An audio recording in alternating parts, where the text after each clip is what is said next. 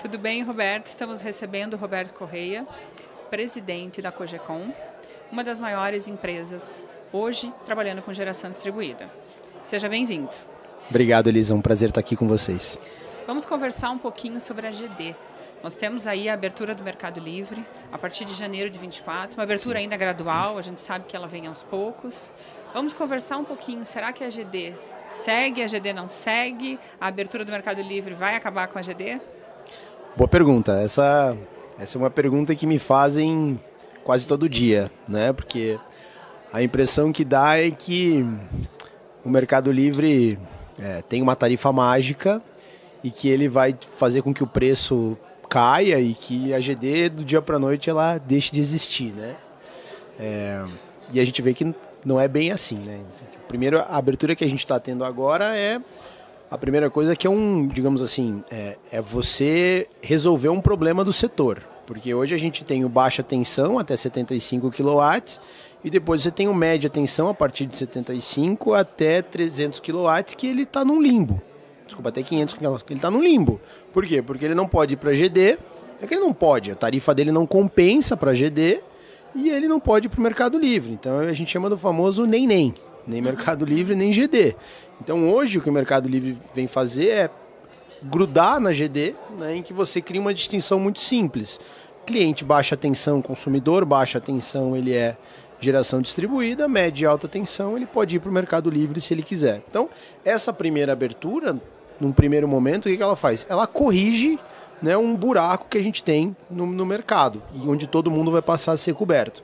Num segundo momento, a gente vem falar de uma abertura de mercado para o consumidor de baixa tensão. E aí a gente começa a focar um pouco naquele cliente que hoje faz parte da GD.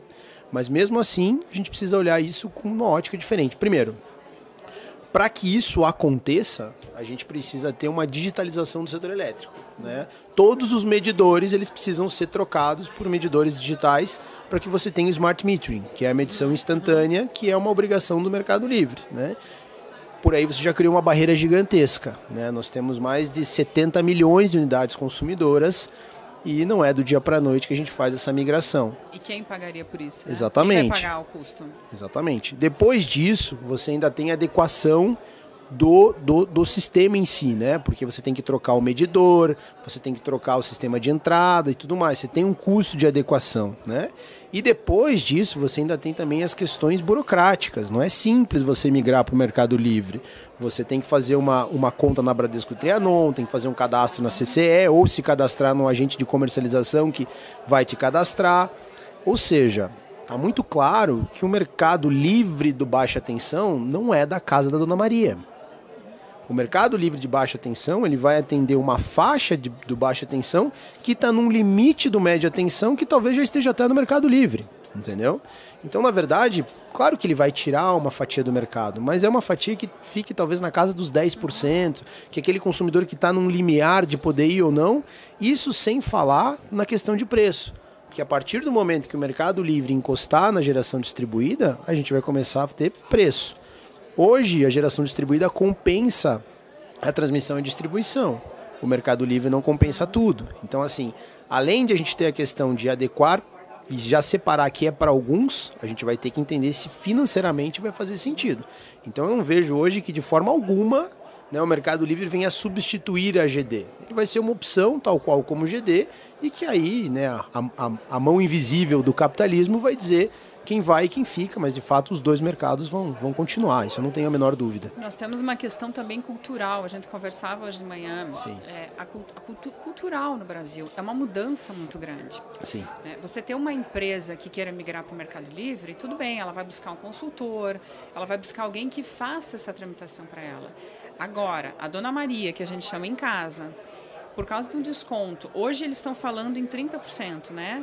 As principais comercializadoras estão falando Sim. em 30%. Eu não sei se elas vão conseguir manter 30%. Que venha 20%, 25% de desconto. Exato. Uma fatura de R$500. Será que a Dona Maria vai, por um desconto tão pequeno, sair do conforto dela, de consumir a sua energia, seja na GD, que ela continua ali, ligada à concessionária, Sim. tudo certo. Será que ela vai sair, vai mudar a sua cultura e vai comprar a sua energia, ser responsável pelo seu contrato de energia? E se de repente falhar, se não tiver energia, para quem ela vai ligar? Ela não tem o 0800 para ligar. Exatamente. Né? Então a gente também acha, eu concordo contigo, eu acho que primeiro gerou um certo receio no mercado, todo mundo teve medo, e agora o que vai ser? E agora avaliando e até olhando os países europeus, a gente conversou hoje de manhã na palestra com o Leandro Parisotto, a própria Europa, ela levou praticamente 10 anos depois da abertura do mercado livre dela, que é onde eles abriram o mercado, para pelo menos 30% da população aderir. Sim. E a gente acha que isso vai ser aqui no Brasil muito mais difícil. Sim. Né? E a gente precisa entender também que a forma como o nosso sistema hoje ele é organizado, ele não tem capacidade de atender todo esse mercado no curto prazo. Se você pensar hoje, por exemplo, a Câmara de Comercialização de Energia Elétrica, quem são os consumidores hoje, média atenção, que estão aptos a mercado livre? Você tem um horizonte aí de 70 mil, mais ou menos, de um total de 210 mil consumidores. Com essa abertura, você vai dobrar esse número, você vai para 140, 150 mil unidades consumidoras, né? Então você veja que é um mercado nichado, totalmente fechado e que tem um sistema operacional dedicado a isso. Agora, você imagina mudar isso e colocar mais de 70 milhões de unidades consumidoras dentro disso. Não cabe, não funciona, entendeu? Não vai. Então, é exatamente o que você falou. Vai ter uma parcela que vai fazer a migração? Com certeza vai, como já está migrando agora. Mas não é um produto para casa da Dona Maria. Esse produto é GD. É GD por onde? Por onde que ele vai entrar? Pela Telecom. A GD é o quarto produto da Telecom, né? Hoje você tem internet, telefonia, TV a cabo e vai ter energia. Por quê? Porque você vai chegar de uma forma simples nessas residências e que vai atender esse cara com GD. Basicamente é isso que a gente vai ter, entendeu? Concordo 100% contigo. Roberto, a gente gostaria de conversar um pouquinho agora sobre a Cogecon. Eu gostaria que você falasse um pouquinho da Cogecon, há quantos anos ela está no mercado, qual a fatia de mercado ela ocupa. Fala um pouquinho pra gente sobre isso. Legal. É legal falar da Cogecon aqui no Oeste, porque o Oeste foi a nossa segunda casa, digamos assim, né? A gente começou no Sul, né? A gente começou montando uma usina nossa, né? Então, e quando a gente começou lá em 2016, logo que teve a mudança da resolução que permitiu a figura da geração distribuída compartilhada, a nossa ideia não era ser uma cooperativa de geração distribuída. A nossa ideia era ser um gerador tal qual, né? Mas quando a gente foi ao mercado e entendeu que de fato não havia nenhuma operação parecida com essa no mercado, porque a gente entendeu que já tinha outras operações e tal, mas não tinha. Então a gente criou a Cogecon para atender uma necessidade nossa, uma necessidade própria nossa.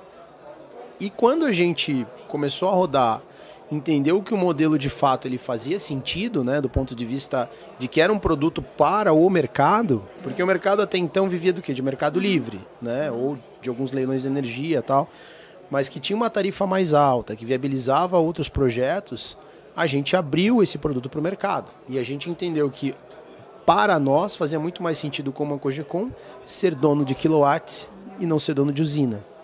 E o primeiro lugar que eu vim bater foi aonde?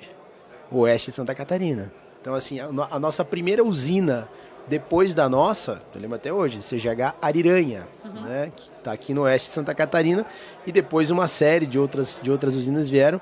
Então aqui a gente se sente muito em casa, sabe? Porque já rodei muito esse Oeste aqui e a gente gosta muito daqui. E aqui foi o nosso começo, né? A gente começou muito forte com o CGH, é o nosso berço principal de geração ainda, né? E isso nos fomentou o crescimento da Cogecon, né? Primeiro no Paraná, depois em Santa Catarina. E hoje a gente está em 9 estados, né? A gente está no Rio Grande do Sul, Santa Catarina, Paraná, São Paulo, Mato Grosso do Sul, São Paulo e Minas Gerais. Então a gente está em 9 estados, são mais de 30 mil unidades consumidoras que recebem o crédito da Cogecon. A gente tem mais de 400 megawatts sobre nossa gestão hoje, né? E fomos, se talvez não a primeira, mas fomos os pioneiros nesse modelo de locação de usina de geração distribuída, né? Que é uma coisa que nos dá muito orgulho, porque a gente percebe que esse mercado, que a gente começou lá há 7 anos atrás, é o que sustenta muito esse evento, né? Porque se a gente vivesse de PLD hoje, ou se a gente vivesse de leilões de energia, dificilmente a gente estaria aqui, né? A gente estaria talvez desanimado, a gente estaria talvez não conseguindo virar os projetos financeiramente, né? E aí a gente vê hoje aqui um mercado pujante, um mercado animado, querendo crescer. Falando de preço, falando de futuro, é claro, faz parte do jogo você analisar risco, né? Quem não faz isso, mas crescendo, indo para frente, animado, fazendo novos projetos e fomentando. Então a Cogeco faz parte dessa história e o Sul e o Oeste aqui faz parte da nossa história, né? Então é legal estar aqui e esse é um pouquinho da nossa história, né? E o que a gente oferece hoje para o mercado é solidez, né? Então, assim, eu sempre falo para o gerador que quando você está fechando com a Cogeco ou está tomando essa decisão, é a decisão mais importante que você toma na usina. Porque se você faz todas as outras decisões acertadas, putz, eu fiz um belíssimo projeto, coloquei a melhor máquina que eu podia, caprichei na obra ao máximo, fiz tudo do bom e do melhor. Mas se a remuneração do teu projeto não acontece, se você não tem o dinheiro voltando para a tua conta, nada disso valeu a pena, né? Então, o principal atributo que eu posso dizer que a Cogeco traz é a solidez, né? Você ter a certeza de que aquele PPA que você fechou, aquele contrato de locação que você fechou com a gente, você pode ficar absolutamente tranquilo, que você vai receber na data, do dia combinado e principalmente o combinado é o que você vai receber, não tem nenhum tipo de pegadinha no meio, etc. Tal. Curto, direto e objetivo, né? O Warren Buffett já dizia, negócio bom tem que ser negócio simples. E é o que a gente procura fazer. Verdade. Né? Você falou um pouquinho agora sobre leilão e é outro tema que nós temos muito. Está sendo discutido, a legislação está mudando, é sobre as PCHs irem para a GD. Sim. Né? Para quem tem projetos de CGHs, a gente não quer as PCHs, porque elas podem afetar o mercado. Sim. Mas como nós não temos previsão de leilão e nem previsão de aumentar o PLD por enquanto, talvez seria uma solução, ainda que momentânea, né? Porque eu imagino que esse PLD uma hora vai mexer, vai movimentar, ele não vai ficar sempre assim, né? Sim. Mas como é que vocês enxergam, do ponto de vista da Cogeco, enxergam uma PCH em GD ou complica tudo, dificulta, não? Veja, Elisa, tudo é uma questão de momento, tá? 2017, quando a gente tratou da resolução 786, se eu não me engano, que limitava a entrada de usinas já existentes em GD. Lembra disso? A gente aumentou a potência das CGHs de 3 para 5 MB, que fez aquela correção que a ANEEL já tinha feito, e limitamos a entrada de usinas já existentes em GD. Naquela época, eu me lembro bem, porque eu participei das audiências e achei aquilo um absurdo, quase fiquei fora da GD por causa disso.